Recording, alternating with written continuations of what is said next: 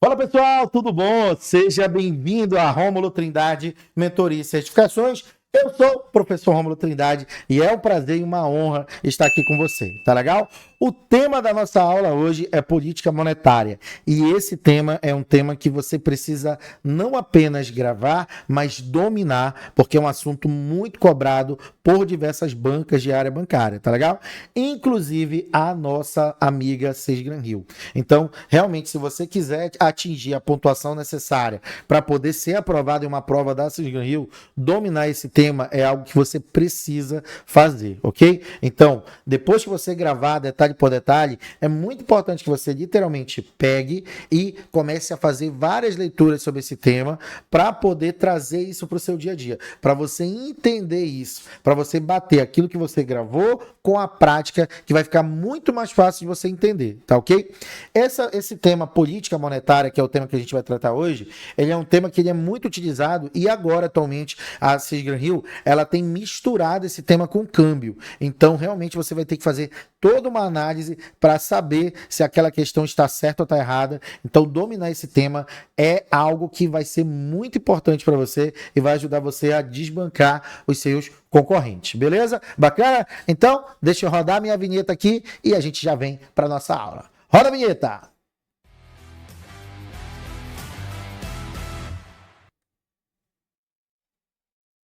É isso aí, galera. Vamos para esse tema, que é um tema, como eu te falei, bastante importante. Bom, para você que está começando esse assunto agora, quando você se deparar a história da política monetária, a gente está falando aqui, gente, de uma série de estratégias, tá? A gente está falando aqui de uma série de estratégias, tá bom?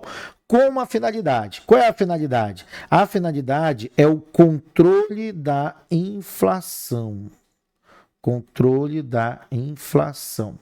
Então, quando você ouve falar, né, sobre a política monetária, são uma série de estratégias com objetivo, tá? Agora, quando a gente fala de política, política é estratégia. E monetária, ela tem a ver com a figura do controle da inflação, com o controle dos preços. Tá ok? Beleza? Então, quando você tem esse tema, pode ter certeza. Eles vão querer saber se você entende sobre inflação, se você entende o efeito da inflação no bolso das pessoas, se você tem conhecimento sobre esse tema, tá? Então ele é muito importante, você tem que gravar. Agora, uma outra coisa importantíssima que você teria que gravar é que essa política monetária, ela tem especificamente um órgão que vai fazer a execução dessa política. E a execução dessa estratégia de controle da inflação, de controle do preço, esta execução é feita pelo Bacen, pelo Banco Central. É muito importante você começar a gravar isso, tá? Quem é que executa a política monetária? É o Banco Central.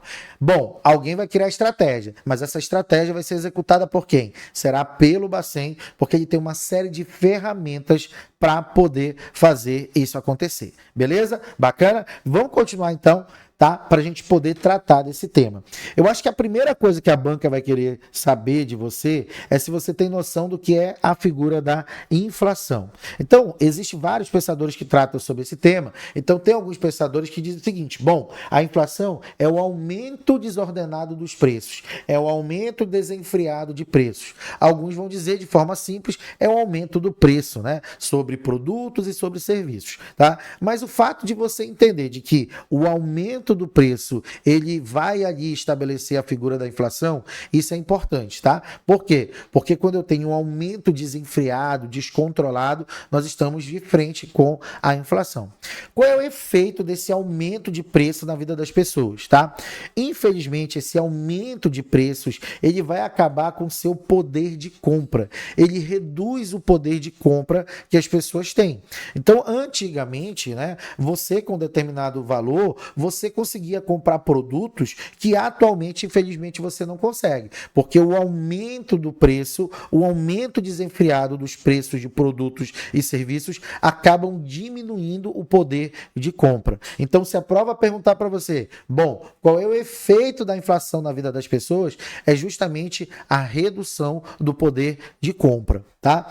Nós estamos vivendo isso no momento que a gente está gravando esse vídeo, né? Nós estamos passando por momentos um pouco complicados estados do nosso país, aonde, né, o aumento de muitos produtos acaba levando as pessoas a tomarem outras decisões, a tentar encontrar outras formas de poder consumir determinados produtos. A gente está falando, por exemplo, da carne. A carne nos últimos anos subiu a um preço bastante elevado. E esse aumento do valor da carne hoje faz com que muitas pessoas procurem outro tipo de proteína para complementar. Tem gente, por exemplo, hoje que consegue comer carne talvez nos primeiros 5 dias do mês, ou 5 dias no mês, ok? Os demais dias são outros tipos de proteína.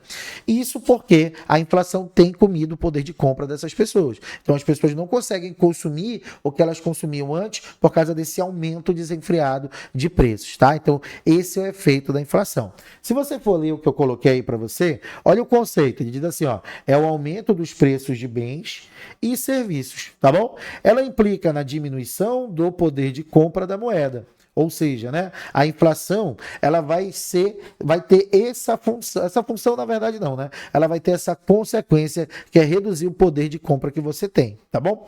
Bom, no Brasil a gente tem diversas formas de medir essa inflação e existem vários índices de preço que podem fazer esse cálculo, né? Ele vai levantando, né, a evolução dos preços em uma determinada cesta de produtos e informa isso ao mercado, tá bom? Ok? Então existem vários índices de preço que vão fazer esse papel de tentar calcular o efeito dessa inflação.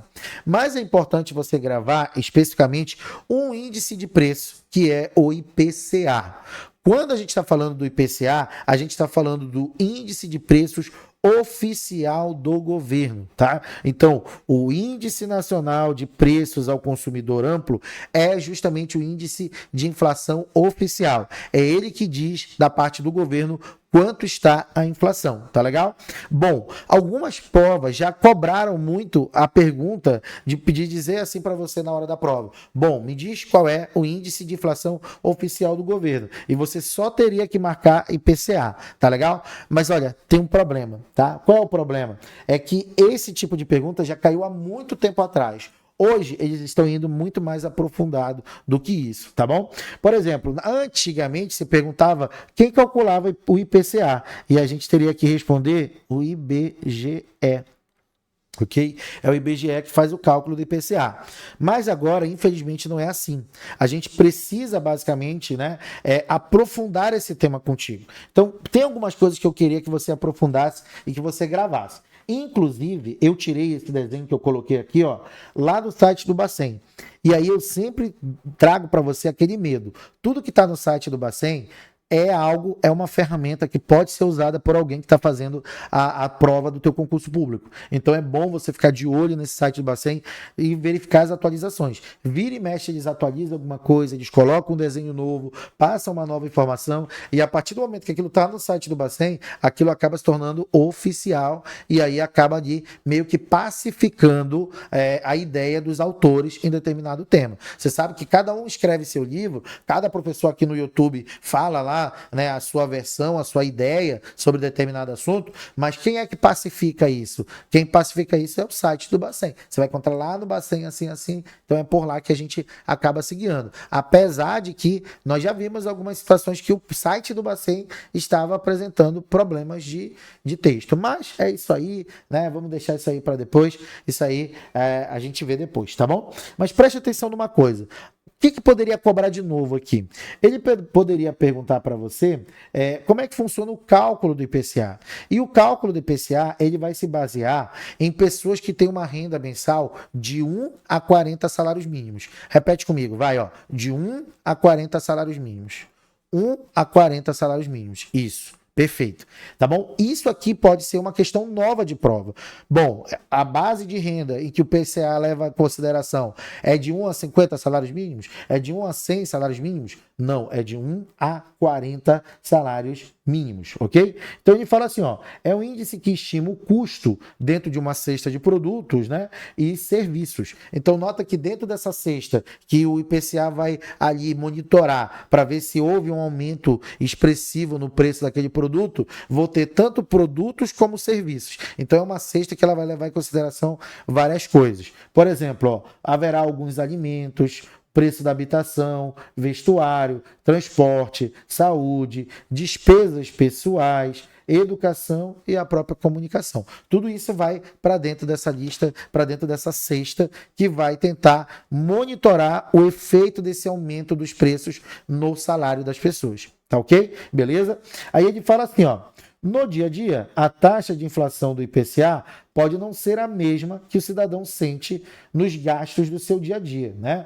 Sabe por que ele fala isso no site do Bacen? Porque, de fato, pessoal, apesar de que hoje o IPCA diga que a inflação esteja na casa dos 4,5%, 5,5%, no dia a dia não é isso que a gente vê. Na prática, a gente vê que o aumento do preço é bem maior do que aquilo que o IPCA fala, infelizmente, tá legal? Aí ele tenta explicar isso no próprio site do Bacen. Ele fala assim, ó, a cesta do IPCA é uma aproximação da cesta da maioria das famílias brasileiras.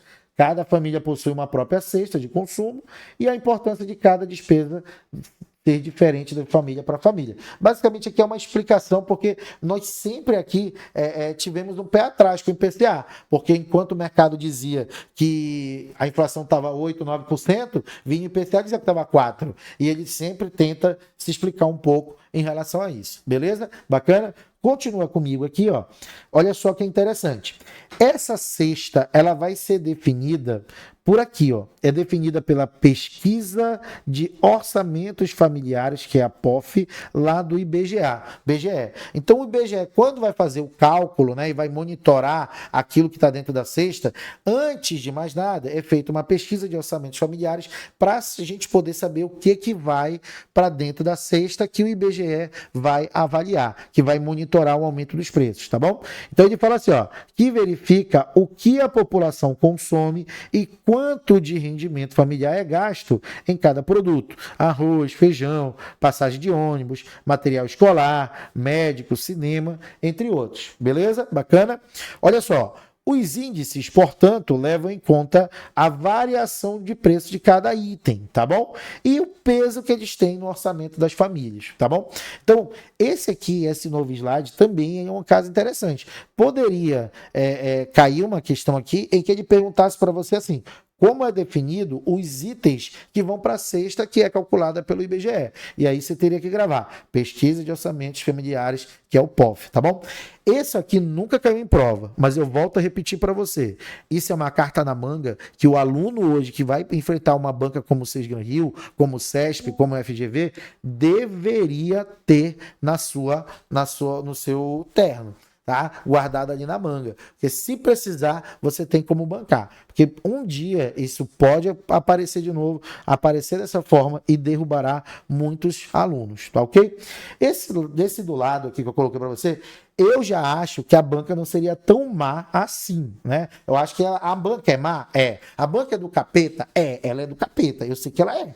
Mas eu acho que também seria um pouco pesado, muito pesado, na verdade. Então, eu acho que não seria bem assim. Mas, olha só, o IBGE coleta as informações nas seguintes regiões: Belém, Fortaleza, Recife, Salvador, Belo Horizonte, Vitória, Rio de Janeiro, São Paulo, Curitiba, Porto Alegre e Distrito Federal. E aí eu queria que você colocasse aqui no chat aqui para mim e me dissesse, será que a banca, né, a banca que vai fazer o teu concurso, seria tão atormentada do capeta ao ponto de perguntar quais regiões o IPCA calcula a cesta de produtos? Será que faria isso? Bom, não sei, mas tá aqui também a informação, tá legal? Que você deveria levar. Bacana? Legal?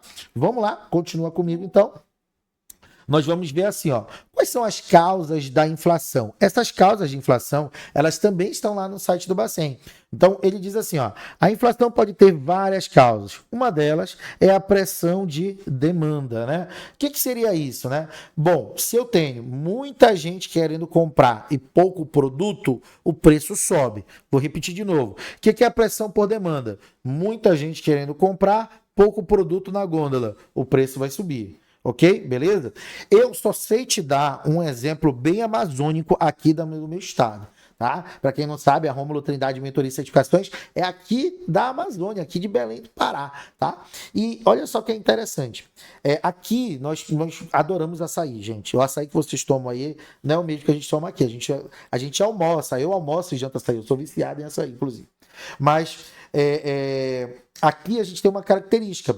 Durante o verão, o preço do açaí é muito barato aqui, muito barato. Aqui na minha rua, se vocês terem uma noção, tem uma, duas, deve ter umas 3 máquinas de açaí batendo. E é muito barato açaí, muito barato mesmo, tá? Mas quando começa a cair o inverno, né? Quando chega ali para fevereiro, março, que aqui chove muito, né? Aqui a gente gosta de brincar, né? A gente diz que só tem verão e inverno. Então, começa o verão, aí vai pro inverno. Começa o verão, vai pro inverno. Então, chove, chove, chove, sol, sol, sol. Chove, chove, chove, sol, sol, sol. Então, o que acontece? O paraense, ele não deixa de tomar açaí. Ele é viciado ao ponto de querer açaí todo o tempo. Então, do início ao final do ano, a demanda é praticamente a mesma. Não existe essa redução de demanda. Só que existe redução da quantidade de produto. No inverno, o ribeirinho não consegue subir na árvore para pegar o açaí, porque está molhada. Então, ele não consegue subir. Né? Então, como ela é uma árvore fina e lisa, você vai subir ela, se ela não estiver seca, você não consegue subir. Então, não pega o açaí. Outra coisa que o ribeirinho não quer ir lá para dentro do meio do mato com tudo molhado. Né? Com tudo molhado, que geralmente açaí dá em local que é molhado. E aí fica pouco produto no mercado, muita gente querendo tomar açaí. O preço sobe consideravelmente no inverno. Uma coisa que a gente compra, por exemplo, a R$10 o litro, R$12 o litro, ok? A gente vai tomar, eu já tomei açaí de R$40 o litro a R$50 o litro no inverno, só para você ter uma noção, tá bom? Ok? Beleza? Então, esse é o primeiro motivo da inflação. Outro motivo, a pressão de custo, né? Quando você tem um aumento no custo da produção, o preço tende a aumentar. A gente vê isso muito quando você tem aumento no petróleo. Então, o preço do petróleo aumenta, o custo para produzir certos produtos que precisam do petróleo aumenta e, consequentemente, o preço aumenta. Então, quando você vê lá, né, você se depara com problemas de guerra em que alguns dos países é um grande produtor de petróleo, vai mexer com o país e com o mundo todo, porque ainda somos muito dependentes do petróleo para isso, tá legal? Nós temos a inércia inflacionária. A inércia inflacionária eu vou deixar aqui para baixo para te explicar, tá bom? Mas nós temos também a expectativa de inflação. Geralmente a expectativa de inflação é justamente e pura simplesmente uma noção da parte das pessoas de que o preço vai aumentar em determinado período. E às vezes não tem um motivo específico. É só o fato de se entender de que naquele período aumenta-se o preço e o preço aumenta consideravelmente. A gente, por exemplo, está lembrando de dezembro, né, que é o Natal, na verdade, tipo, nem é isso, né? Dezembro, nada a ver. Deixa eu ver aqui. Deixa eu pegar aqui minha canetinha. Sons de ponteiro, borrachinha, né? Na verdade, não seria isso, né? Sons de ponteiro, caneta, seria o Natal. Geralmente os preços sobem no Natal, tá legal? Mas um caso interessante também é quando existe aumento do salário mínimo.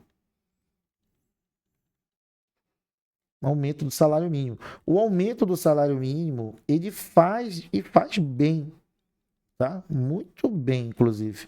O preço das coisas subirem no nosso país, tá legal? Ok? Uma outra situação interessante é essa questão da inércia inflacionária. A inércia inflacionária, ela fala isso aqui, olha o texto, leia comigo, olha o que ele vai dizer, ó. A inflação inercial ocorre quando os agentes econômicos, consumidores e empresas esperam que a inflação continue a subir, baseando-se em experiências passadas. Geralmente, essa inércia inflacionária, ela não tem um motivo aparente, não tem nada que diga que deve-se aumentar o preço, não tem nada substancial, não tem uma informação, não tem, sei lá, um dado, ninguém jogou uma bomba aqui no país, ou sei lá, não tem, mas as pessoas entendem que haverá problemas no país, de repente, às vezes, até por uma descrença com o próprio país, e acaba aumentando o preço por conta disso, tá legal? Olha só, continua comigo que ele diz assim, ó. Quais são as consequências dessa inércia inflacionária? Você tem um ajuste de preços, as empresas aumentam os preços antecipando uma inflação futura, muitas vezes uma inflação futura que nem tem causas reais, mesmo sem aumento real nos custos de produção. Isso geralmente acontece quando a população está muito preocupada com quem está ali presidindo, e aí pela preocupação e acreditar de que aquele governo não é um governo governo sério ao ponto de controlar a inflação acaba aumentando mesmo o preço das coisas, tá legal? Geralmente acontece em negociações salariais, ó, trabalhadores demandam aumentos salariais para compensar as expectativas de inflação. As empresas, por sua vez, repassam esses aumentos dos preços nos produtos, né? E esse processo cria ali um alto ciclo sustentável de spiraling, que a gente chama de aumento de preços, né? Então, geralmente, quando você tem aumento de preços, né, você tem ali, infelizmente, um aumento da inflação, às vezes sem motivo aparente. Não deveria, né? Ah, aumentou o salário, aí o pessoal acha, então agora eu vou aumentar o preço dos produtos no mercado, tá bom? Ok? Vamos lá, continua comigo. Olha só que interessante. Ele fala assim, ó, a política que se refere às ações do Banco Central que visam afetar o custo do dinheiro e a quantidade do dinheiro, isso aqui é política monetária. Se um dia perguntarem para você o que é a política monetária, é justamente a estratégia do governo para mexer no custo do dinheiro e na quantidade de dinheiro disponível no mercado. Em outras palavras, é a estratégia do governo que vai tentar influenciar a moeda e o crédito. Tá bom? Sabe o que a gente aprende hoje no país? Que é o seguinte, duas coisas fazem o brasileiro comprar. Ou ele tem dinheiro ou ele tem crédito. Ele pode não ter dinheiro, mas se ele tiver cartão de crédito, ele compra. Ok? Beleza? Ou se ele pode não ter cartão de crédito, mas se ele for no banco tirar um empréstimo, ele vai comprar. Ele vai fazer consumo. Tá legal? Beleza? Então, essa política, ela tem a intenção de mexer nesse dinheiro disponível em circulação no mercado e, consequentemente, acabar influenciando o custo desse crédito. Ok? Muita gente, inclusive, gente, mais consome porque tem crédito do que por ter dinheiro. É só você parar um dia, quando for fazer suas compras, e olhar a forma como as pessoas pagam suas dívidas na hora que forem pagar lá a sua compra do mês, né? Não sei se aí no teu estado vocês têm essa mania de ir no mês, assim, e comprar tudo por mês todo. Mas aqui no meu estado é assim. E aí você nota que muitas pessoas elas usam o cartão de crédito. Talvez você seja uma dessas pessoas, porque realmente o crédito é muito importante. Tanto é que se uma pessoa pede o cartão de crédito, cara, ela vai ter problemas bastante sérios ali, né, para se manter ao longo do mês. Então é muito complicado para elas. Então, quando eu mexo no dinheiro que está disponível no mercado e eu acabo, consequentemente, mexendo nesse crédito. Ou seja, esse crédito fica mais caro ou fica mais barato. Quando fica mais caro, as pessoas tendem a parar de consumir. Quando fica mais barato, elas tendem a comprar mais. Então, tudo isso vai depender da quantidade de crédito disponível e do custo dele no mercado. Se tiver taxas muito altas, a parcela fica alta e as pessoas passam a comprar menos. Uma pessoa que queria trocar de carro já não troca mais. Uma pessoa que já queria, sei lá, trocar de imóvel, já não troca mais, quando a taxa de juros está muito elevada. Então, a estratégia do governo é essa. Eu vou tirar dinheiro do mercado. Quando eu tiro dinheiro do mercado, a taxa de juros aumenta. Ok? Beleza? A gente tem, por exemplo, essa premissa aqui, ó. Se eu tenho menos moeda no mercado, o que vai acontecer com a taxa de juros? Ela vai aumentar.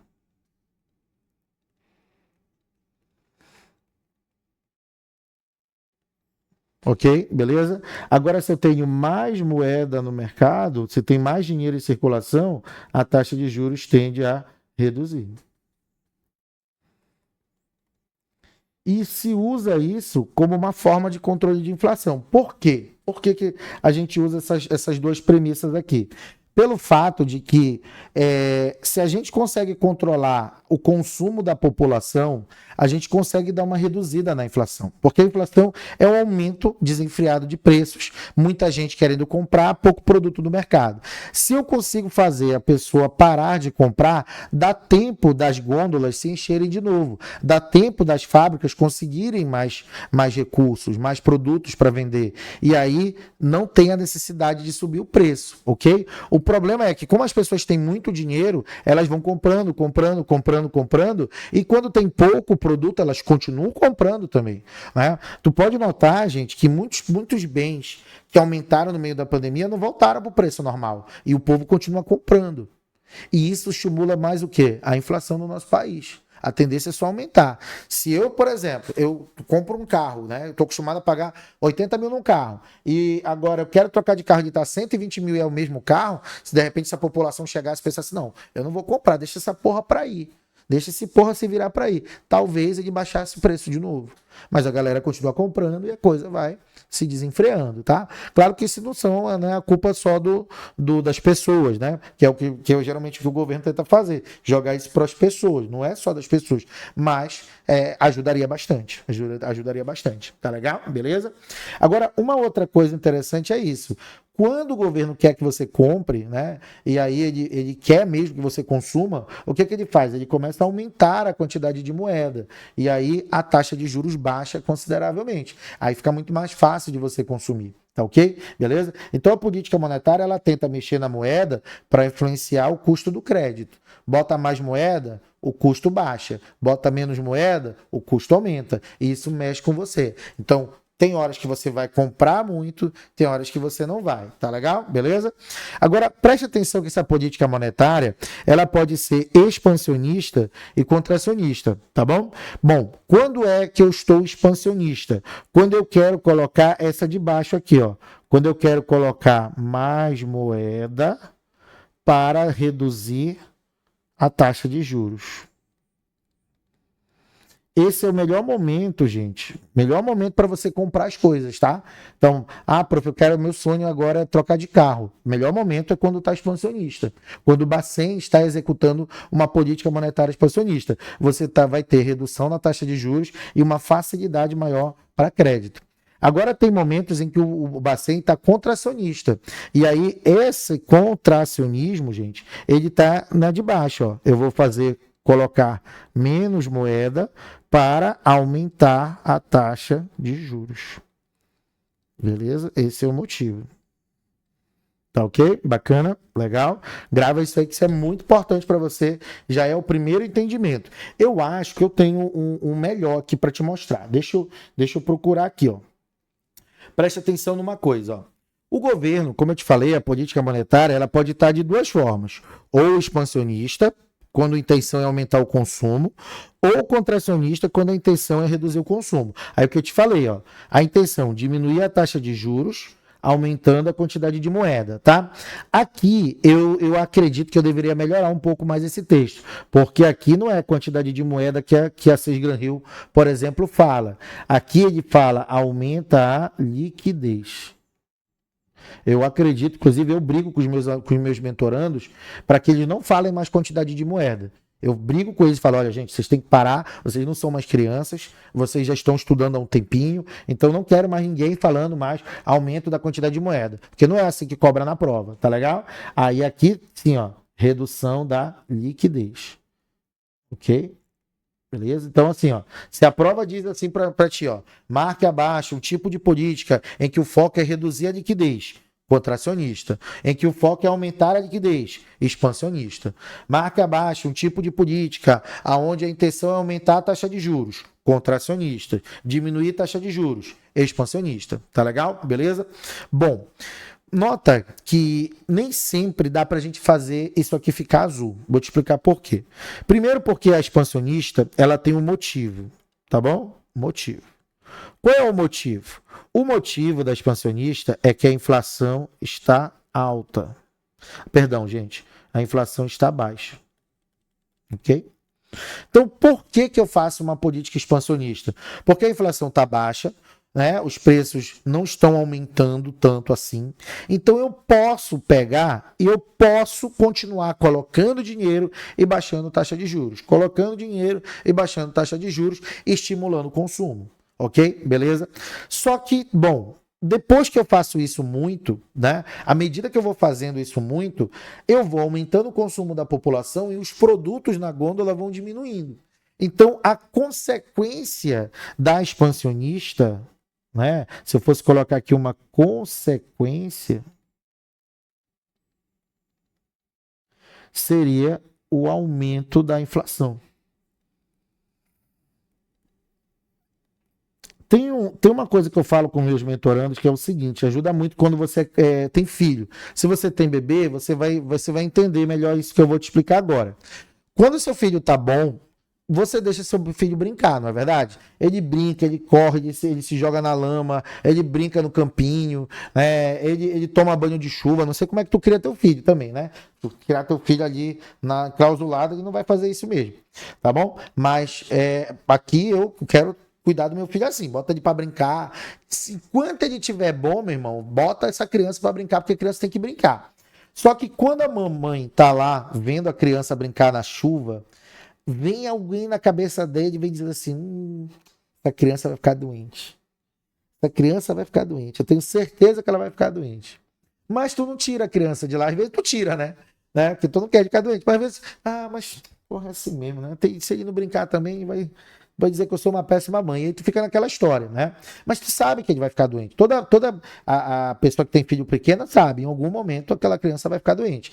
E aqui é isso, né? Enquanto o nosso mercado está bem economicamente, você deixa a criança brincar. Toma crédito, toma crédito, toma crédito, toma crédito. Mas depois que ele começa a apresentar febre, você tem que fazer a criança parar de brincar. E aí a consequência de uma política expansionista é o aumento da inflação. Vir a doença. E aí, quando vem a doença, eu preciso fazer a criança parar de brincar. E aí, o que eu tenho que fazer, falando de economia, né? Aumentar a taxa de juros para as pessoas pararem de consumir. Que é para dar tempo das gôndolas voltarem a aumentar a sua quantidade de produtos. Então, qual é o motivo? Qual é o motivo de uma política contracionista? O motivo é porque a inflação está alta.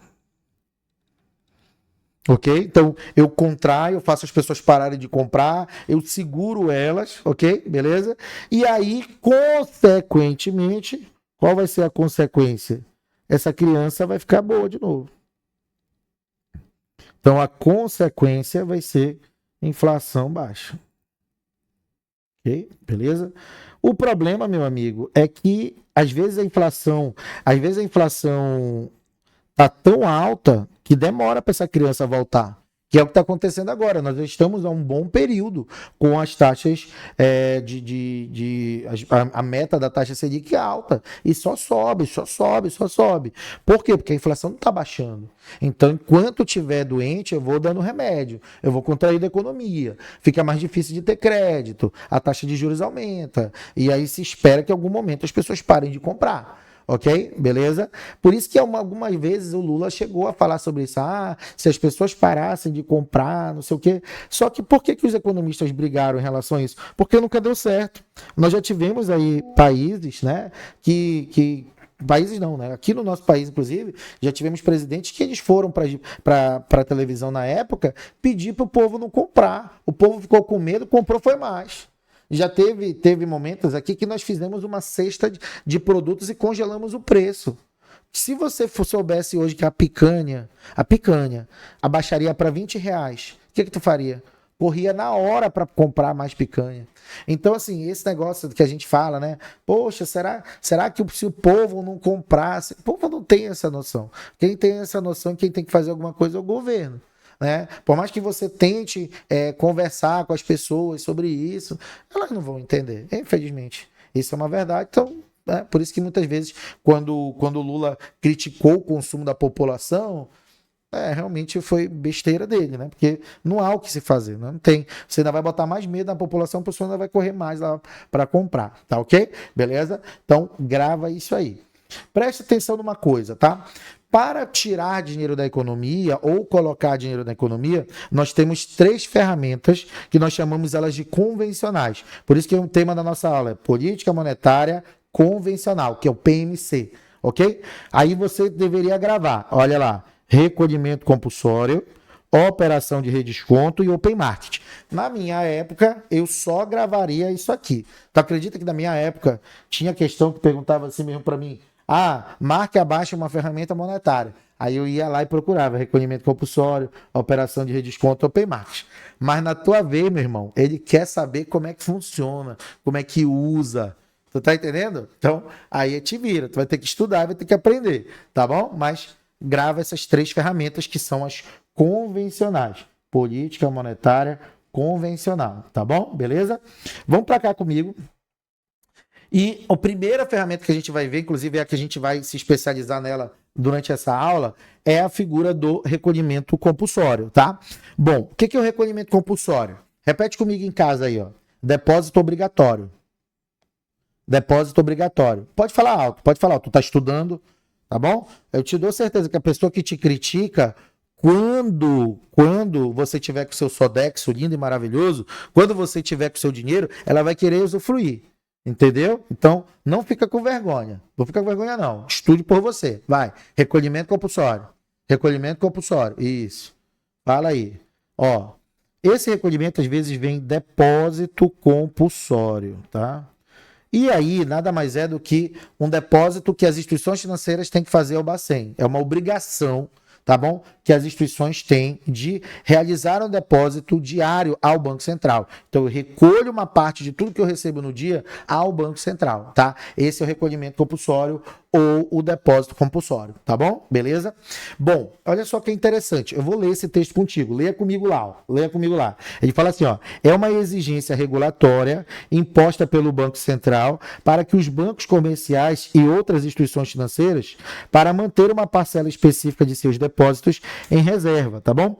Essas reservas devem ser mantidas no Banco Central e não podem ser utilizadas para empréstimos ou investimentos. Então, esse é um dinheiro que ele não é dado para o Banco Central. Tá? Ele é recolhido para uma conta nossa, então o Banpará tem a conta dele no Bacen, o Santander tem a conta dele, o Bradesco tem a conta dele, então é recolhido para essa conta, beleza? Bacana? E fica lá guardado, mas eles não podem usar, tá bom? Olha só, alguma questão de prova da 6 Gran Rio chamou esse recolhimento, esse dinheiro que está lá, como colchão de liquidez. Por que ele chamou de colchão de liquidez? Porque, eu não sei se o teu pai tinha essa mania, mas o meu pai, ele não gostava de guardar dinheiro em banco. Então, o que ele fazia? Ele pegava o dinheiro e colocava debaixo do colchão e deixava lá guardado. Quando precisava de dinheiro, a gente ia lá e buscava. Isso é o colchão de liquidez. Ou seja, é um dinheiro que, se necessário, né? Se aquela instituição apresentar um problema financeiro, claro que ela vai poder recolher, porque o dinheiro é dela. Aí o banco vai e devolve para aqueles fins. Mas enquanto aquela empresa não tá ruim financeiramente, fica lá também como se fosse uma garantia. Tem horas que ele libera, tem horas que ele até pede mais dinheiro com isso, tá bom? Então, ó, os recolhimentos compulsórios assumem também o papel de colchão de liquidez, isto é, reservas de emergência que podem ser utilizadas pelas instituições financeiras a critério do Bacen em situações de crise. Não é qualquer, eu quero, me devolve. Não, é quando o Bacen achar que deve permitir esse acesso a esse dinheiro. Tá legal? Ok? Bom, na 4595 de 64, lá no artigo 9, nós vamos encontrar algumas regras sobre esse recolhimento compulsório. Você vai ter assim, ó. Bom, a determinação do recolhimento pelo Banco Central. Quem determina qual é o percentual que cada instituição deve recolher? É o Banco Central. Repito de novo que isso pode virar questão de prova. A determinação do percentual que deve ser recolhido por uma instituição financeira é feita pelo Banco Central. É ele que vai dizer quanto eu devo recolher. Ok? Beleza? Aí ele fala assim, ó, recolhimento de depósitos e títulos contábeis, o Banco Central do Brasil pode determinar, por exemplo, um recolhimento de até 100% sobre depósito à vista. Se você está estudando agora, depósito à vista, gente, é conta corrente. Ou seja, né, nós temos um saldo nosso, que é um saldo interno nosso, conta corrente, valores que foram depositados em conta corrente, e nós somos obrigados a pegar uma parte desse dinheiro e recolher ao Bacen. Prof, vai sumir da minha conta esse dinheiro? Não. Vai sumir da conta do banco. Do seu fica lindo lá. Do seu você nem sente. Tá ok? Beleza? Mas do banco vai. Vai, ele recolhe. É como se ele estivesse dizendo assim pro Bacen: eu sou um banco tão foda que eu vou recolher esse dinheiro para ti, eu vou continuar trabalhando com o dinheiro que eu tenho, que me sobrou, e eu vou continuar fazendo negócio. Aí o Bacen tu é foda mesmo, hein? Tu é foda. Então, olha só, cuidado que ele pode chegar até 100% no dia. Claro que não é assim, gente. Acho que no máximo 10, 20%. Mas se quiser, pode chegar a 100, tá bom? Outro saldo que leva em consideração são títulos contábeis de instituições financeiras. Aqui, na verdade, a gente está falando de depósito a prazo, né? A gente está falando de CDB, né? RDB. Beleza, turma? Então, pode chegar ali até 60%. Até 60%, beleza? Olha lá. Bom, o que muita gente às vezes não conta pra gente, a gente grava que seria um recolhimento através de dinheiro. Só que você pode recolher outras coisas. Por exemplo, ó, eu posso recolher através da subscrição de letras ou obrigações do Tesouro Nacional, que é um título do Tesouro Nacional. De repente eu não quero guardar dinheiro no Bacen, mas eu vou mandar um título que vale o valor que ele está me pedindo para recolher. Aí ele aceita. Ó, compra de títulos da dívida pública federal é uma outra forma, e o recolhimento em espécie, em dinheiro mesmo. Pode ocorrer também, tá legal? Olha lá. Como eu te falei, o Bacen, ele que diz quanto cada um vai recolher. E quando ele diz isso, ele vai se basear nas regiões geoeconômicas aonde essas instituições financeiras estão. Então, não é justo que eu moro aqui no estado do Pará. Belém é pequena, não é uma cidade grande como a sua em São Paulo, como a sua em Brasília, né? A sua em Recife, por exemplo. Não é o mesmo tamanho. Então não é justo que as instituições aqui do estado do Pará recolham a mesma coisa que São Paulo recolhe. Né? Não faz sentido. Então, quando ele vai mandar quanto eu tenho que recolher no dia, ele leva em consideração as regiões geoeconômicas, tá bom? Bom, ó, prioridades atribuídas às aplicações. Existem algumas prioridades, ó, manda mais dinheiro da poupança, manda mais dinheiro do CDB, ok? E a natureza, ou seja, o tipo de instituição. Tem instituição que é grande, tem instituição que é pequena. Bancos múltiplos geralmente são bancos grandes, bancos comerciais são mais pequenos. Ok? Então, tudo isso leva em consideração. E essa terceira aqui já caiu em prova. Faz um tempo que não cai, pode ser que volte. Né? Como é que eu baseio a decisão do recolhimento compulsório feito pelo Bacen? É baseado na instituição financeira, na região geoeconômica onde ela se encontra, em algumas prioridades ali e, no caso, também no tipo de instituição financeira que está recolhendo esse recurso. Se for uma de menor porte, recolhe menos. Se for uma de maior porte, recolhe mais. Tá? Então, ele tem todo um trabalho de analisar isso aí, tá bom? Vamos lá, continua comigo. Bom, existem algumas exceções. Ó. Ele fala assim, ó, o Banco Central pode determinar percentuais que não serão recolhidos, desde que os recursos tenham sido reaplicados em financiamentos à agricultura, sobre juros favorecidos ou outras condições estabelecidas. Existe uma forma da gente poder se livrar desse valor. Tipo assim, de não ter que recolher para o Banco Central. Como é que a gente faz isso? Geralmente o Bacen diz, ó, você pode, dos 100 milhões que você tem que recolher, se você quiser, você pode pegar desses 100 que você deveria recolher, tira 10% e libera no crédito rural a uma taxa baixa. E aí tu não precisa me recolher. Então, 10% de 100 seria 10 milhões. Então, 90 milhões recolhe, 10 eu poderia ficar com esse dinheiro para liberar no crédito rural. Desde que eu comprovasse para o Bacen que eu realmente estou fazendo com esses 10 milhões o envio dele para ser liberado no crédito rural a uma taxa de juros favorecida, ele abriria a mão desses 10%, sem problema algum, tá? São algumas exceções no qual ele pode abrir mão se eu prometer para ele que eu vou liberar crédito lá mais barato no crédito rural, mais barato no crédito imobiliário, tá bom? Olha lá, preste bem atenção, ó, lá no artigo 9º, ó, ele fala assim, é função do Bacen receber o recolhimento compulsório e os depósitos voluntários à vista das instituições financeiras. Ó, aqui, por que eu coloquei em pretinho? Nós tivemos uma questão da Setap em que ela perguntava quem recebe o recolhimento compulsório. Muita gente dizia que é a instituição financeira. A instituição financeira, ela não recebe o recolhimento compulsório. A instituição financeira realiza, ela faz, é ela que deposita. Quem recebe é o Bacen. Então, o papel do Bacen é receber, o papel do Bacen é dizer quanto tem que ser depositado, mas realizar, quem realiza é a instituição financeira. E foi uma questão que foi feita pela Setap. Então fica de olho nesses detalhes, tá bom? Ok? Se você deve estar ouvindo os barulhinhos aqui, é os meus mentorando, mandando mensagem. Eu acabei, antes de eu gravar esse vídeo aqui com você, eu acabei de mandar mensagem para uma galera. Aí eles começam a me responder e eu começo a mentorá-los, tá bom? Porque aqui na mentoria é assim, tá, gente? Você tem um plano de estudos que eu crio para o meu aluno, né? Então ele segue ali um regime de metas diárias que ele tem que bater. Comigo, né? O meu aluno, ele vai direto para exercício, ele não vai ver aula. Inclusive, eu vou dar todo o curso de Banco do Brasil, todo aqui. Todo. Minha intenção não é dar aula na minha mentoria. A minha intenção é botar meu aluno para treinar todo dia. Então, todo dia, agora mesmo, eles estão fazendo 20 questões por dia, 2 vídeos dos professores explicando questão por questão. E a gente monitora, galera, a gente monitora mesmo. Toda semana eu peço um relatório, olho situação por situação, mando uma mensagem, fulano, repete aquele bloco lá daquele assunto tal, repete aquele bloco do assunto Y, para dar direcionamento para esse aluno, né? É isso que o nosso aluno tem aqui conosco, tá bom? Beleza? Bom, olha lá. O que a gente tem que aprender também, além das regras e normas, a gente tem que aprender qual é o movimento que o Bacen faz quando ele quer fazer uma política expansionista ou contracionista, tá bom? Ok? Então, ó, existe um movimento com recolhimento compulsório que vai expandir a economia e existe um movimento com recolhimento compulsório que vai contrair a economia, tá bom?